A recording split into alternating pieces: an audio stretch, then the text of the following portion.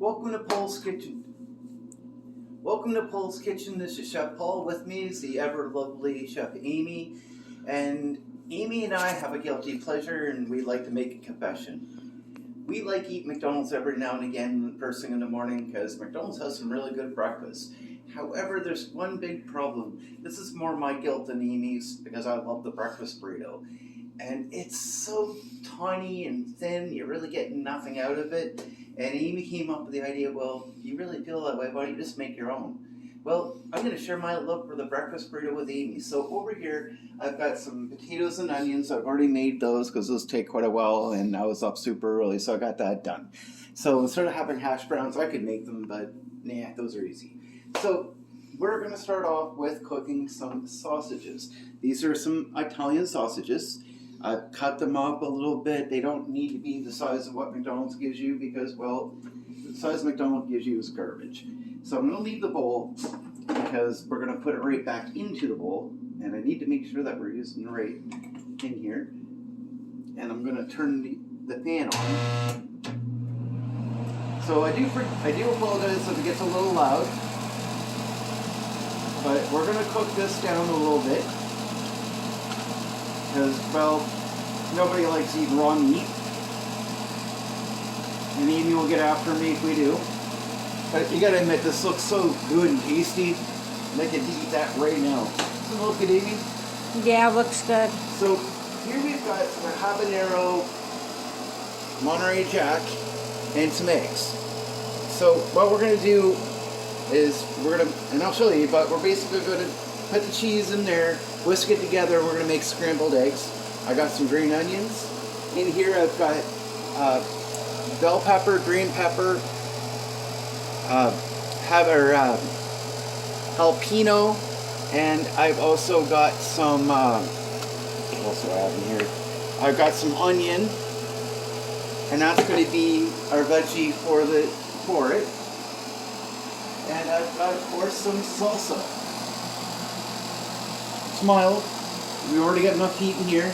I've got some hot stuff for Amy if she wants it, but I figure having some jalapeno, that's good. Now, Quiltan, if you're watching this, and I'm pretty sure you will, you can probably put some Scotch bonnets in there. It'll give it some nice, rich flavor. Now, when you cut this down, it shouldn't take entirely very long to cook, sorry.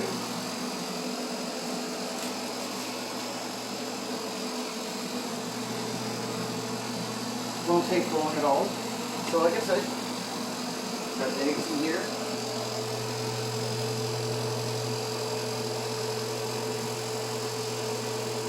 And we're going to scramble this. Basically what they do is they do scrambled eggs. And in no way, shape, or form is this going to be a good copycat. I went back to Superstore yesterday to try to find, and that's our grocery chain, to try to find some chilies.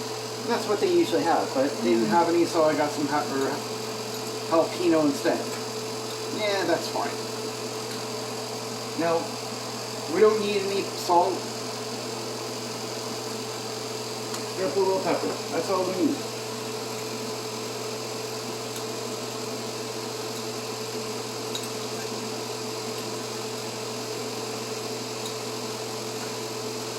Give it a good little whisk. And when we're ready to cook this, it will, you'll have like one heck of a good looking scrambled egg. Not hard to do, but we have a Chinese roommate and we're just talking about differences in cultures and stuff like this. And we find that a lot of people in our culture would rather just go out in the morning, grab a coffee, and get some breakfast food that way. Amy and I, we can be semi-guilty. We don't do it a lot, but we do every now and again. And this is one of the guilty pleasures. I really love getting a breakfast burrito. It just tastes really good. So, Amy's idea, and it's like to save a little bit of money and eat a little bit healthier than we normally would. Make it ourselves. And Amy's not wrong. Like, she really isn't. Amy's 100% right. Amy has to be the voice of reason sometimes. Vaughn and Terre Haute will tell you that, right? I love Amy to death. Now, I'm coming up to my 49th birthday, coming up very soon. I won't admit the actual date.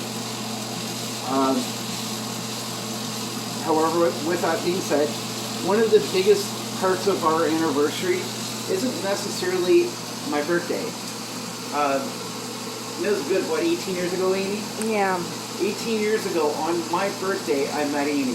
The best birthday gift I've ever had and keep on giving is my beautiful, wonderful wife. Say hello, Chef Amy. This is the best birthday gift I could ever get. I said that back then, and I still say it now. And as far as cooking, I'll share a little bit of a story because it involves somebody really special that's no longer with us, and I just need to say it. It was my birthday, and my in-laws, which at the time just met me, didn't know them, didn't know me, aside from what Amy probably told them. Probably quite a bit, because they were nice enough to let me stay with them the whole time. I told my parents that me and a bunch of buddies were going to Toronto to go see a concert, which my mom knew was a lie, because I just don't like flying, number one, and number two, I don't care about concerts. As much as I love music, I just don't like being around a lot of people. But anyways, they drove me to the airport nonetheless, and I went and spent time and met Amy's family. And I'll tell you, they're really, really awesome, really sweet people. I don't have the in-law syndrome that most people have, like, oh, my in-laws are such jerks and dicks and everything else. They're not. My in-laws are the best in-laws in the world, the whole family. I can't say a negative thing about any one of them. They're really, really good, honest-to-God people. Her mother asked me what I wanted for my birthday meal, and I feel rude saying what I want, and besides the point, I like seafood, and Ontario kind